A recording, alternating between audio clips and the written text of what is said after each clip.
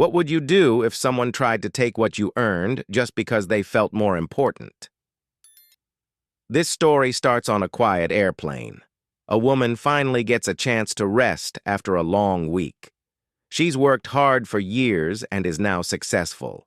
She bought herself a first-class seat, not as a gift, not by accident, but because she earned it. She sits down, looking out the window, enjoying the soft buzz of the plane and the view of the sunset. It's a small reward for everything she's been through, but that peace doesn't last. Not long after she gets comfortable, another woman steps into the cabin. She's dressed like money, walking like the world belongs to her. She looks around, then stops, right at our main character's seat. She doesn't ask, she doesn't check. She just assumes the seat is hers. Why? Because in her mind, someone like her should always get the best. And someone like the woman already sitting there, she doesn't belong. The flight crew steps in, but instead of standing by what's fair, they hesitate. They smile the wrong way. They ask the wrong person to move. The room goes tense. Everyone sees what's happening, but no one wants to get involved until one phone call changes everything. What started as a moment of quiet disrespect turns into a lesson no one on that plane will ever forget. By the time the plane takes off, people have been fired, the truth has been made clear, and the woman they tried to push aside walks away with more than just her seat. She walks away with respect. Where are you watching from today? Tell us in the comments. And get ready, because this story is about to show you what quiet power really looks like. Maya Carter sat quietly in seat 1A, a soft hum filling the cabin as the plane slowly filled with passengers. She looked out the window, watching the last. Rays of sunlight stretch across the runway. The light hit her face gently, a quiet moment of calm that felt well-earned. She wasn't the kind of person to brag, but she had every reason to be proud. Maya was in her late 30s, a black woman who had built her own tech company from the ground up. Years of late nights, early mornings, and people telling her no had brought her here. First class, front row, on a flight to Europe where she was about to close one of the biggest deals of her career. She wasn't flashy. Maya's clothes were simple but elegant. A soft gray blouse, tailored slacks, a silk scarf tied loosely around her neck. Her hair was neatly pulled back, and a small notebook sat on her lap. Her style said success without needing to prove anything. Everything about her was calm, steady, and collected. She carried herself like someone who had nothing to prove but knew exactly who she was. Her path hadn't been easy. She grew up in a working-class neighborhood, raised by parents who gave her everything they could. They taught her to stand tall, even when people looked down on her. They told her to speak clearly, even when others tried to speak over her. And they reminded her that hard work would open doors, even when others tried to close them. She held on to that. Now, Maya was the founder and CEO of a fast-growing tech company known for innovation and smart, simple design. She wasn't just good at her job, she was leading a team across continents. This flight was the first step in locking down a major international partnership that would take her business to a new level. She had earned this seat, this moment, this peace. First class had its own quiet rhythm. The lighting was soft and golden, the kind that made everyone look rested. The seats were wide and smooth, with just the right firmness. A hint of fresh coffee floated through the cabin, mixing with faint traces of expensive cologne and hand lotion. The atmosphere felt still, respectful, almost like a library in the sky. A flight attendant passed by with a gentle smile, handing Maya a glass of sparkling water. She accepted it with a nod and a quiet thank you, taking a small sip. The bubbles danced on her tongue. Everything felt just right. She took a deep breath and opened her notebook. Inside were her thoughts, meeting notes, deal points, names. She needed to remember. She adjusted her reading glasses, making tiny edits as her mind quietly worked. No emails, no buzzing phone, just this seat, this air, and a few moments before takeoff to gather herself. After everything she'd been through, this was what peace looked like. But Maya didn't know that peace wasn't going to last long, and the quiet, careful world around her was about to shift. The calm in the cabin didn't last. It shifted the moment a tall, blonde woman stepped into first class, walking like she owned every inch of the space. Her heels clicked against the floor, her designer bag swinging from her wrist like a trophy. Right behind her was another woman, shorter and quieter, trying to keep up. The blonde's name was Evelyn, and without even saying it, you could tell she was used to getting whatever she wanted. Evelyn didn't whisper like most people do on a plane. Her voice was sharp and clear, floating through the quiet cabin without apology. "Can you believe this?" she said to her friend, loud enough for rows ahead to hear. "They gave me 2C. I always get 1A. Always." Her friend laughed nervously, looking around. "Maybe it's just a mix-up," she whispered, almost like she was afraid of being overheard. Evelyn rolled her eyes. "It better be. This is ridiculous." As they moved closer to Maya's row, Evelyn's voice didn't drop. If anything, it got firmer, more pointed. Her eyes landed on Maya sitting quietly in seat 1A. She didn't look surprised. She looked annoyed, like something was wrong, not with the airline, but with the person in the seat. She gave Maya the kind of look that wasn't loud, but it said a lot. It said, "You don't belong here." She didn't ask Maya what her seat number was. She didn't check her own boarding pass again. She just stopped, straightened her back, and said, "Excuse me?" Maya looked up, calm as ever. "Yes?" she replied. Evelyn smiled, but it wasn't a real smile. It was the kind you give when you think you're better than someone. "I think there's been a mistake," Evelyn said, gesturing at Maya's seat. "This is supposed to be mine." Maya blinked once. "This is 1A, she said. "I booked it." "Yes, I know," Evelyn replied quickly, not backing down. "It's just that I'm a platinum elite. I always get this seat. I've never been in 2C. I think they must have changed something last minute." She paused, looking Maya up and down. "You'd probably be more comfortable in another row anyway." Maya didn't move. She didn't even flinch. Evelyn's friend shifted uncomfortably behind her, glancing at the flight attendant in the aisle. But Evelyn wasn't done. She stood taller, like she was gearing up for a fight. "I don't know how this happened," she said, still looking straight at Maya, "but that seat should be mine." Evelyn didn't back down. She stood right in front of Maya, arms crossed, her lips tight, like she was holding back something rude. Her voice, though controlled, had a sharpness to it. "Look, I always fly in this seat. I've had it for years. I'm sure you're nice and all, but this must be a mistake." Maya looked up from her notebook, slow and steady. Her face was calm, the kind of calm that makes other people nervous. She didn't match Evelyn's tone. She didn't try to argue. She simply said, "There's no mistake. This is my seat. I booked it weeks ago." Evelyn gave a short laugh, like Maya had said something silly. "I'm a Platinum Elite member," she said, her voice just loud enough for the people nearby to hear. "This is always my seat. I think maybe you got a last-minute upgrade or something. It happens. You'd probably be just as happy in 2C. Maya didn't look away. "I'm happy right here," she said, her tone steady. She didn't raise her voice. She didn't look angry, but there was something unshakable in the way she said it. By now, a flight attendant had noticed the tension. He walked over, young and polite, but clearly unsure. "Is everything okay here?" he asked, his eyes darting between the two women. "Yes," Evelyn said quickly. "There's just a small seating mix-up. I'm supposed to be in 1A, but I think she got put here by accident." She didn't even use Maya's name. Just she. Maya didn't bother correcting her. Instead, she held out her boarding pass and handed it to the attendant. "This is my seat," she said. "It's right there on the ticket." The attendant looked at it, then glanced at his device. There was a pause, just long enough to feel awkward. Yes, it looks like this seat does belong to Miss Carter, he said, sounding unsure of himself.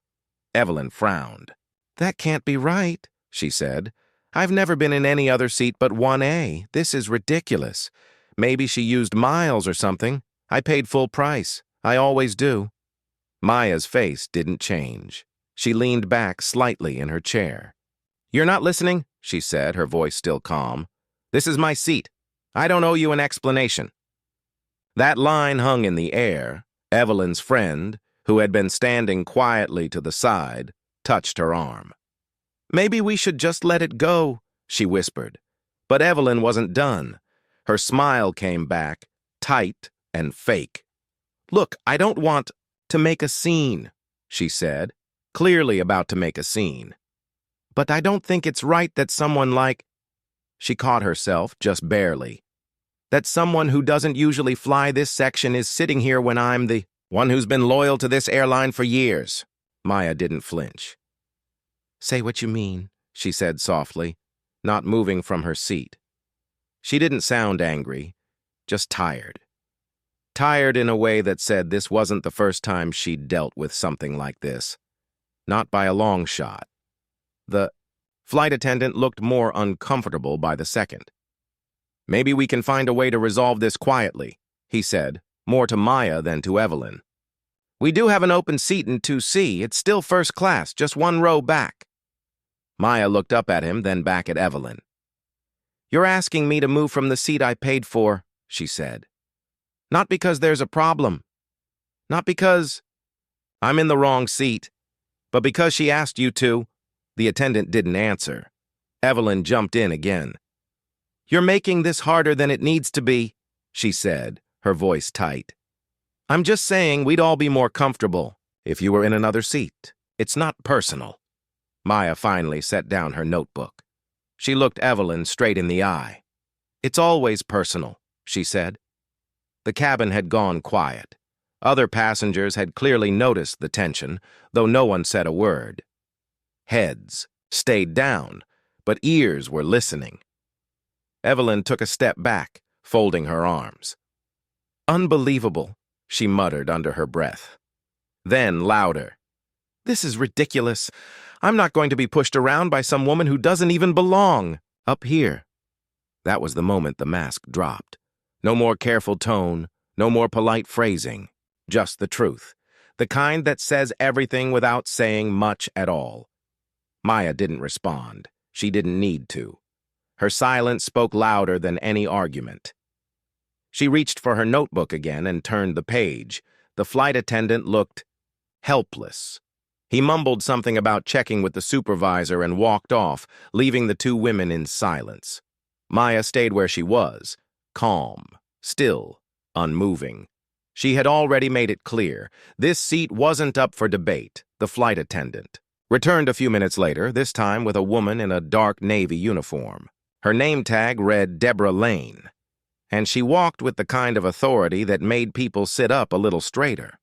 She leaned in slightly as she spoke to Maya, her tone polite but too soft, like someone trying to get a child to cooperate, without causing a scene. Miss Carter, she said, we understand you have the correct seat assignment. No one's questioning that, but we're just trying to smooth things out before takeoff.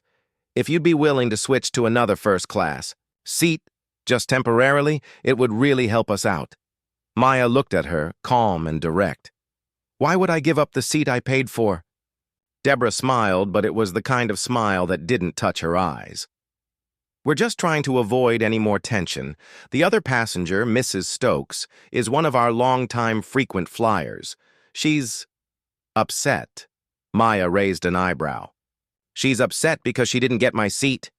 And instead of telling her no, you're asking me to fix it. Deborah didn't answer right away. She gave a little shrug, like she wanted to say, you're right, but didn't have the freedom to say it. It's just a suggestion, she said quietly, one that could make this easier for everyone. Maya didn't move. It won't make it easier for me. A few rows back, Evelyn was still standing with her arms crossed, her face tight with frustration.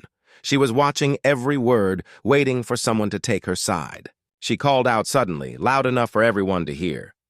"You're seriously going to let her stay in that seat after all I've done for this airline?" Deborah turned around. "Mrs. Stokes, please," she said under her breath, trying to keep things from boiling over. But it was too late. Evelyn stepped forward again, waving one hand in the air. "This is insane," she said. "I've spent more on this airline than she's probably made in her life, and now I'm being told I don't matter? That someone like—" She stopped, just for a second, but the damage was done. Everyone heard it. "Someone like her gets priority over me?" There was a pause. No one said anything. Even Deborah froze. Maya looked up from her notebook slowly. "Someone like me?" she repeated, her voice quiet but sharp. "You want to finish that sentence?" Evelyn opened her mouth, but nothing came out. Her friend shifted awkwardly beside her, eyes on the floor. Deborah stepped in again, trying to recover. "Okay, let's all take a breath. We don't want to blow this out of proportion." Maya turned to her. "That's exactly what you're doing. You're making me the problem because I won't give in, not because I've done anything wrong." The cabin was quiet now. No one was reading. No one was pretending not to listen. Chateau. Assistant Greg, the original flight attendant, came back and stood beside Deborah. "There's still a seat in 2C, he said, looking at Maya again. "Same class. You'll have the same service." Maya didn't look at him. "But not the same message," she said. Greg shifted his weight. "We're just trying to get the flight moving." "And I'm just sitting in the seat I paid for," she said. "It's not complicated." Deborah leaned in one more time. "Miss Carter, please, just this once." Maya looked at her, long and steady. "How many times do you think someone like me has been asked to just this once step aside? And how many times do you think someone like Evelyn has been told, 'You're right, we'll fix it for you'?" Deborah had no answer. She took a step back. The tension in the air was thick. Nobody moved. Evelyn, still fuming, muttered loudly, "This is why first class isn't what it used to be. They just let anyone in now. That line didn't just cross a line, it burned right through it." Maya didn't raise her voice. She didn't roll her eyes. She just sat still, holding her ground in the middle of the storm. Deborah finally gave a slow nod. "I'll have to report this to the captain," she said quietly. "Maybe he can help us resolve it." Maya picked up her notebook and started writing again. "Do what you need to do," she said. She didn't need to fight louder. She was already winning. Maya didn't argue. She didn't try to convince anyone. She sat back in her seat, calm and still, and slowly reached into her blazer pocket. With steady hands, she pulled out her phone and unlocked it. The screen glowed quietly in the dim cabin, light. She scrolled through her contacts and tapped one. Then she brought the phone to her ear and waited. No one around her knew what she was doing at first. Evelyn was still standing near the aisle, her arms crossed tight, ready to keep pushing. Deborah and Greg stood a few feet away, quietly whispering between themselves. Passengers nearby kept pretending to read or scroll on their phones, but their eyes kept drifting back toward seat 1A. They knew something was happening. They just didn't know what.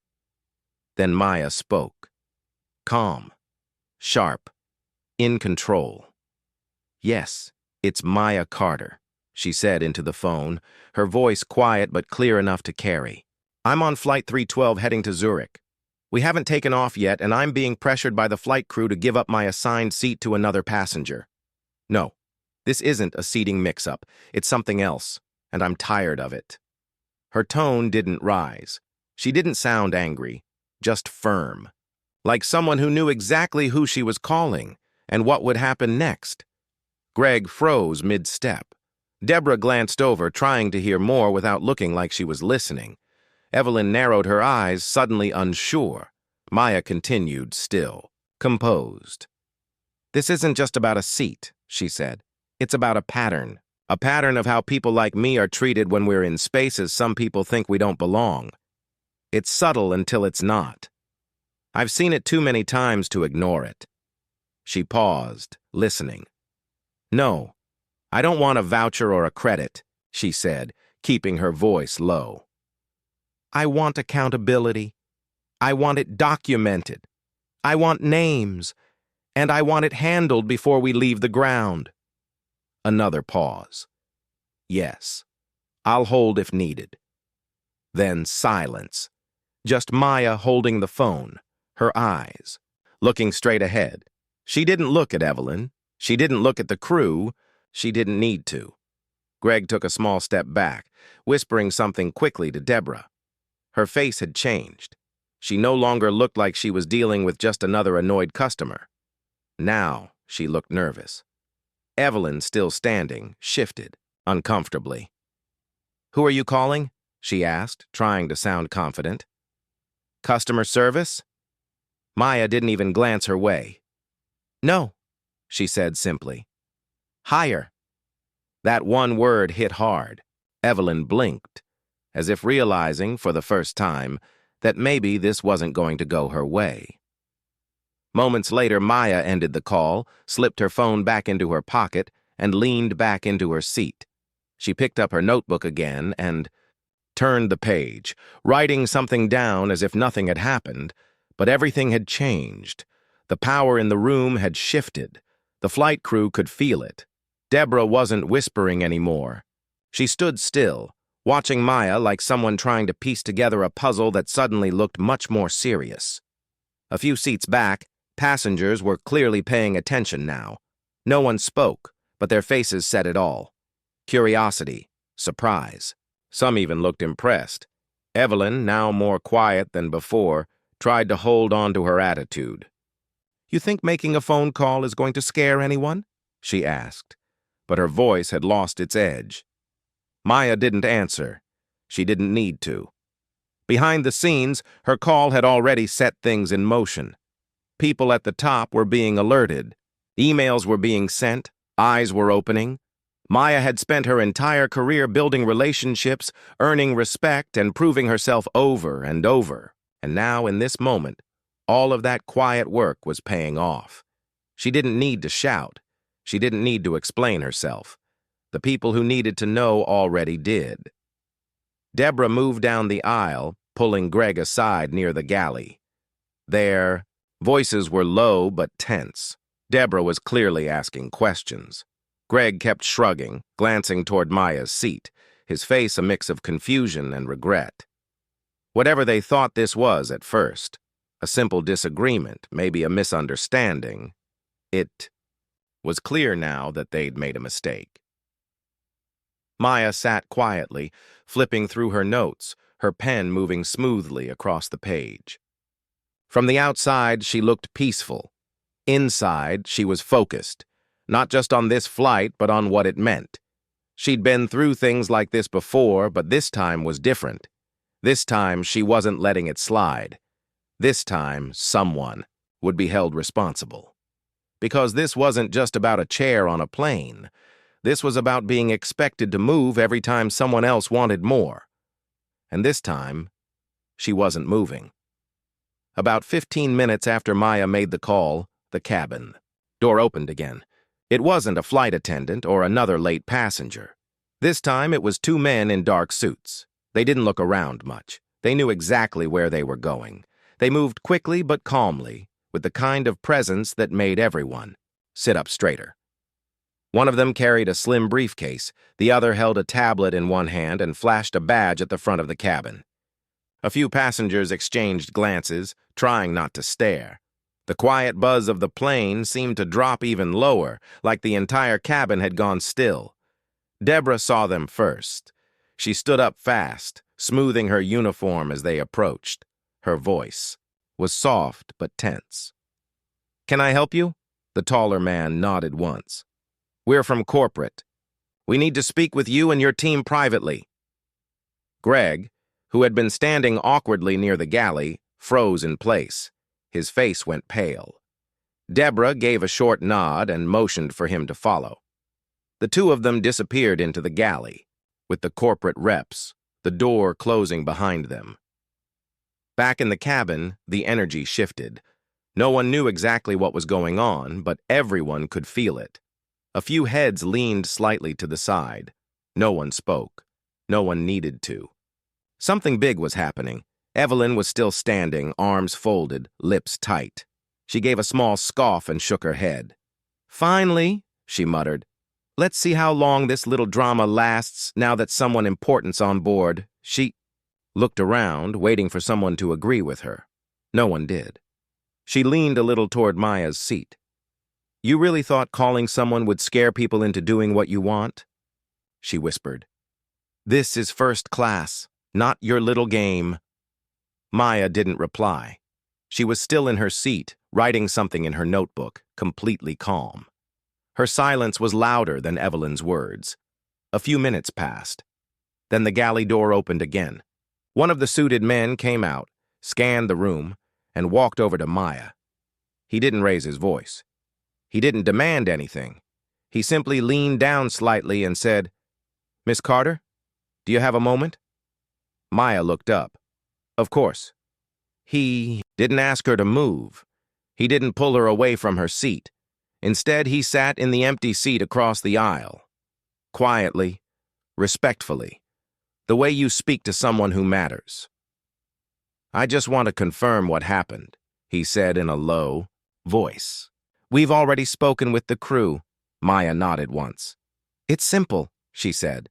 "I was asked to give up my seat, one I paid for, because another passenger believed she deserved it more. And instead of shutting it down, the crew asked me to move. Twice." The man listened carefully, not interrupting. "And then she made it clear why," Maya added. "It wasn't about a mistake. It was about who she thinks deserves to sit here and who doesn't." The man didn't take notes. He didn't need to. Everything she said landed exactly the way it should. "Thank you," he said. "We're handling it now." Maya nodded again. She didn't ask for details.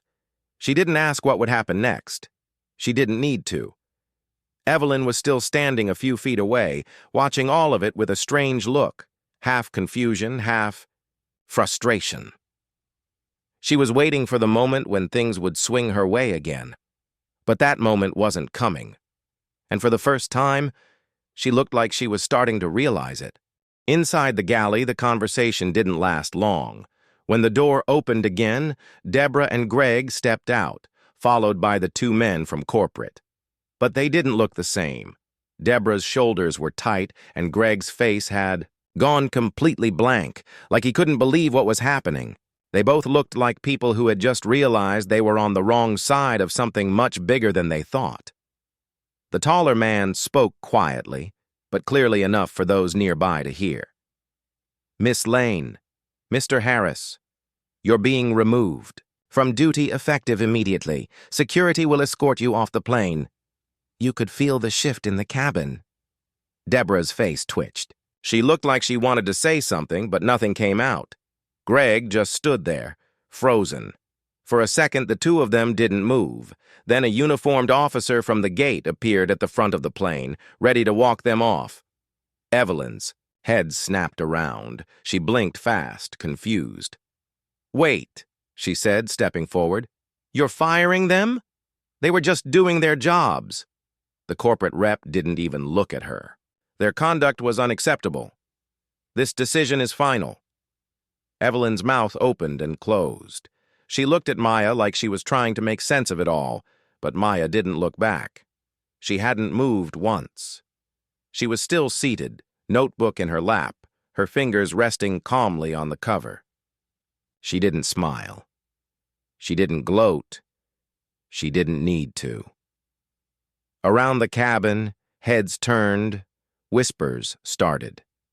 A few passengers exchanged quiet looks, some surprised, some quietly satisfied.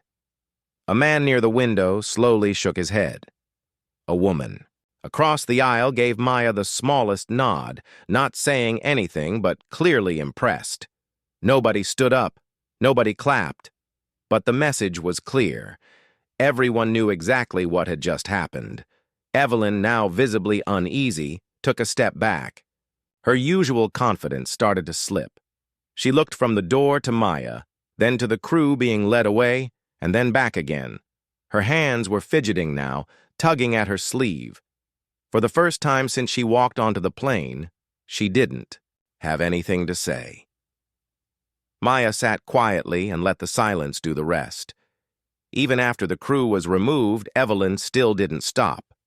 She stood in the aisle, arms crossed, jaw tight, refusing to sit down.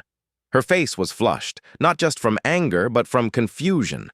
Things weren't going how she expected, and she couldn't hide it anymore. "This is ridiculous," she said, loudly, turning toward the front. "You can't just take their side and pretend I don't matter. I've been flying with this airline for over 10 years. I know people. I'm calling someone right now." She pulled out her phone and started tapping, her hands shaking just slightly. No one responded. The corporate team remained still.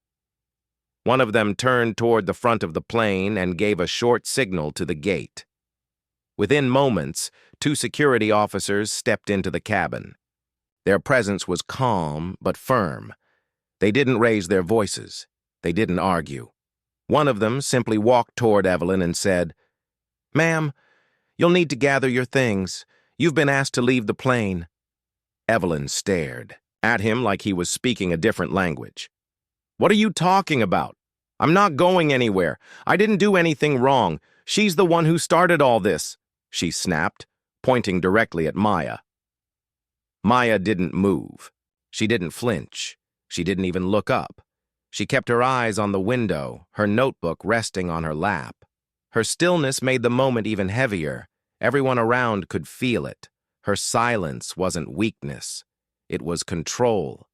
"I'm a Platinum Elite member," Evelyn said, her voice rising. "I've spent thousands, no, tens of thousands with this airline. And this is how you treat me? You're making a mistake. I'll make sure everyone hears about this." One of the corporate reps stepped forward. His voice was quiet, but firm. "Your loyalty status has already been revoked," he said. "Effective. Immediately. You are no longer welcome on this flight." Evelyn's eyes widened.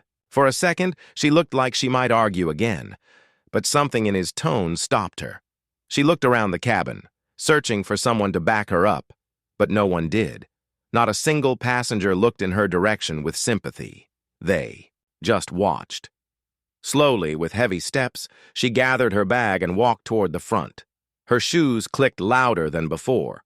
Her back was stiff, but her energy was gone. The plane was quiet. No one clapped. No one cheered. But the silence felt full, like justice had spoken. Maya never said a word. She didn't need to. As the cabin door closed and the engines began to hum again, the energy inside the plane started to settle. The tension had broken. The loud voices were gone. The silence that followed wasn't uncomfortable. It was the kind of silence that comes after a storm has passed. The kind that lets people finally breathe. Maya stayed in her seat, still and composed. She didn't check her phone. She didn't turn her head. She just looked out the window, eyes focused on the runway lights as they slowly drifted by. Behind her, the whispers had faded. People were quiet now, not just because they were tired, but because they knew they had seen something important. In the days that followed, word of the incident spread. It didn't take long before the airline made a public statement. They didn't mention names, but they admitted to a failure in how the situation was handled.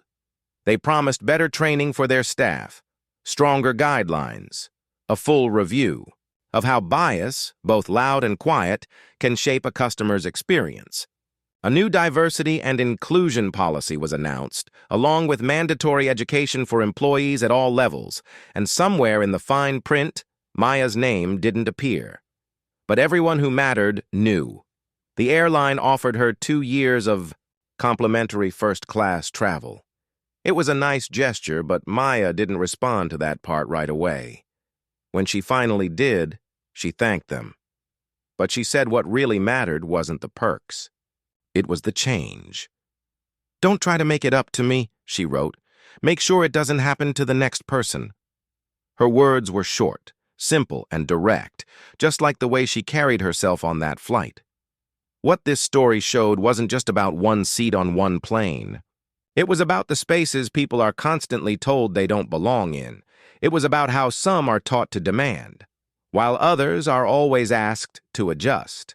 It was about what happens when someone finally decides, no more. Maya didn't fight with anger. She didn't raise her voice or point fingers. She made one call. She stayed in her seat. And she waited while the system exposed itself. Sometimes strength isn't loud. Sometimes it's a calm refusal to be moved. And sometimes that's all it takes for everything to shift.